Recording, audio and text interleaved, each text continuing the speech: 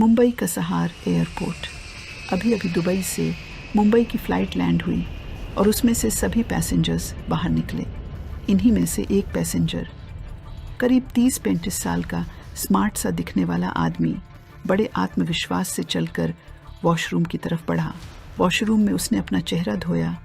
तभी वहाँ कचरा उठाने वाला कर्मचारी आया और उसने शीशे में देखा। दोनों की नज़रें शीशे में ही मिली और आंखों ही आंखों में कुछ इशारा हुआ। इसके बाद उस आदमी ने अपना बैग खोला और उसमें से एक मिठाई का डिब्बा निकाला। वो डिब्बा उसने बाहर रखे डस्टबिन में फेंक दिया। इसके कुछ देर बाद वो सफाई कर्मचारी वहाँ आया और उसने उस कचरे के डब्बे से पलटकर सारा कचरा अपनी पेटी में डाल लिया।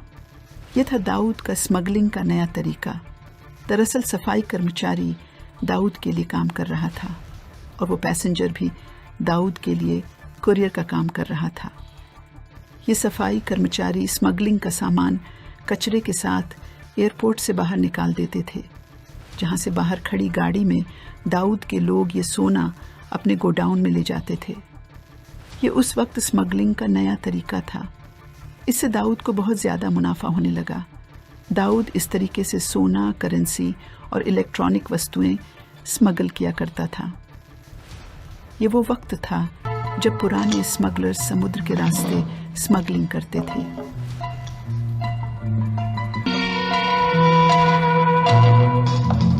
दाऊद ने हवाई जहाज़ के द्वारा स्मगलिंग का ये नया तरीका निकाल लिया था।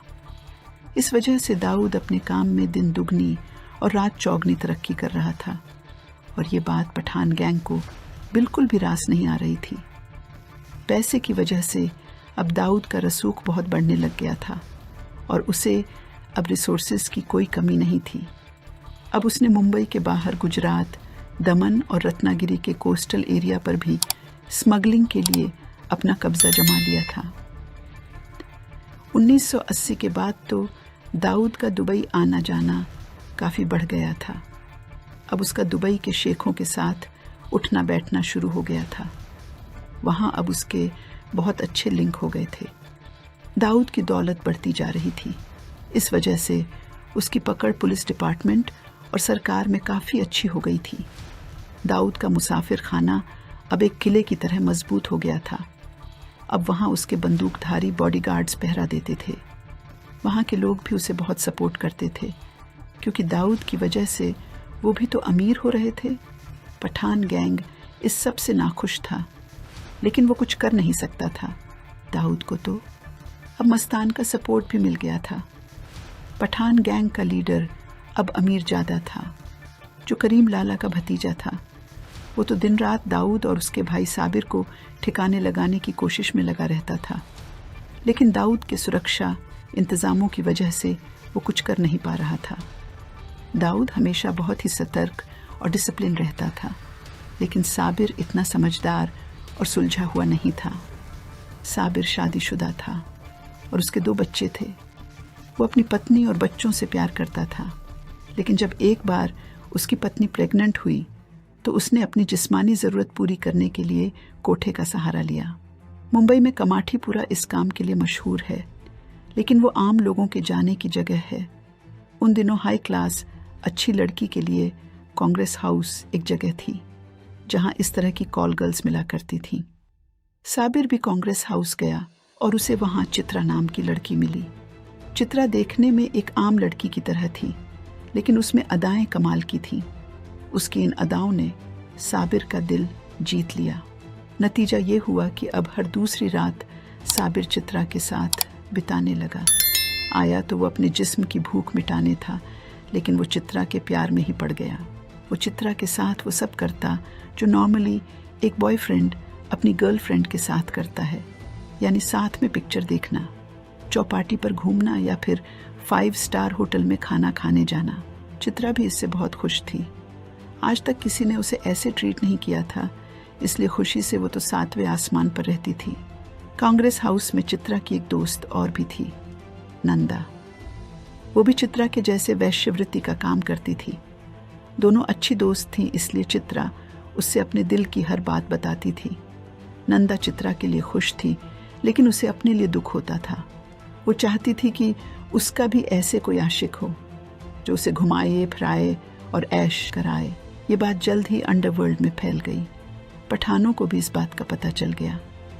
उन्होंने चित्रा को खरीदने की कोशिश भी की, लेकिन वो भी अब साबिर से प्यार करने लगी थी। इसलिए उसने पठानों को कुछ भी इंफॉर्मेशन देने से मना कर दिया। चित्रा ने ये बात साबिर को भी बताई थी, लेकिन उसने इसे सीरियसली नहीं लिया। पठान गैंग की लॉटरी तब लगी जब उनके हाथ में नंदा लगी। अमीरजादा भी कांग्रेस हाउस आता जाता रहता था। उसका तो एक ही मकसद था, अपने जिस्म की भूख को शांत करना। वहाँ उसे चित्रा और नंदा की दोस्ती का पता चला। फिर क्या था, उसने एक चाल चली। उसने नंदा के बारे में सब पता लगाया और उसे अपने प्यार के नाटक में फांस लिया। उसने नंदा के साथ वही सब किया जो साबिर चित्रा के साथ करता था। वो उसे पिक्चर दिखाने ले जाता था, बाहर घुमाने ले जाता था। नंदा को तो जैसे वो सब मिल गया जिसकी वो तलाश में थी। वो तो अमीरजादा के प्यार में जैसे पागल हो गई थी। वहीं दूसरी ओर चित्रा अपनी सहेली नंदा से अब कुछ शेयर करती थी और नंदा प्यार में पड़कर वही सब कुछ अमीरजादा के आगे उगल देती थी। एक रात की बात है, चित्रा अपनी सहेली नंदा के पास आई और खुश होकर बोली कि साबिर उसको आज रात लोनावला लेकर जा रहा है। वो उसके साथ गाड़ी में लोनावला जाएगी। रात को जब अमीरजादा ने नंदा को फ़ोन किया तो उसने ये बात अमीरजादा को बता दी। ये सुनकर अमीरजादा ने हड़बड़ी में फ़ोन काट दिया। अमीरजादा को आज एक बहुत अच्छा मौका दिख रहा था। उसने फ़ोन काटा और इस मिशन के लिए अपने साथियों को इकट्ठा करना शुरू कर दिया। उसके इन साथियों में से एक था मान्य सुर्वे। मान्य बहुत ही चालाक और शातिर क्रिमिनल था। उसे जासूसी किताबें पढ़ने का बहुत शौक था। रास्ते में जाते हुए साबिर को अपनी कार के रियर मिरर में एक एम्बेसडर कार दिखी जो पूरी तरह फूलों से सजी हुई थी। साबिर को लगा कि कोई नया शादीशुदा जोड़ा इस गाड़ी में घूमने निकला है। कुछ दूर जाने के बाद साबिर को एहसास हुआ कि गाड़ी में पेट्रोल कम है, तो उसने गाड़ी पेट्रोल पंप की तरफ मोड़ ली। वो फूलों से सजी गाड़ी भी पेट्रोल पंप के अंदर चली आई।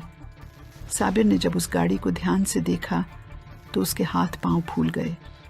गाड़ी से अमीरजादा अपने कुछ साथियों के साथ उतर रहा था। इनमें मान्य सुर्वे भी था। सभी के हाथों में गन थी।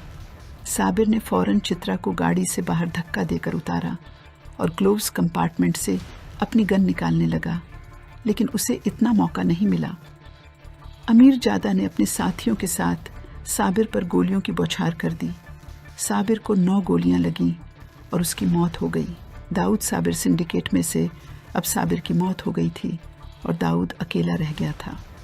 इस हादसे ने पूरी डोंगरी को हिला कर रख दिया था और सब लोग यही सोच रहे थे कि दाऊद अब क्या करेगा और अपने भाई की हत्या का बदला कैसे लेगा। वो कहानी में लेकर आऊँगी जल्द ही अपने अगले एपिसोड में। अभी के लिए इजाज़त दीजिए। मिलूँगी आपसे जल्द नए एपिसोड के साथ। नमस्कार।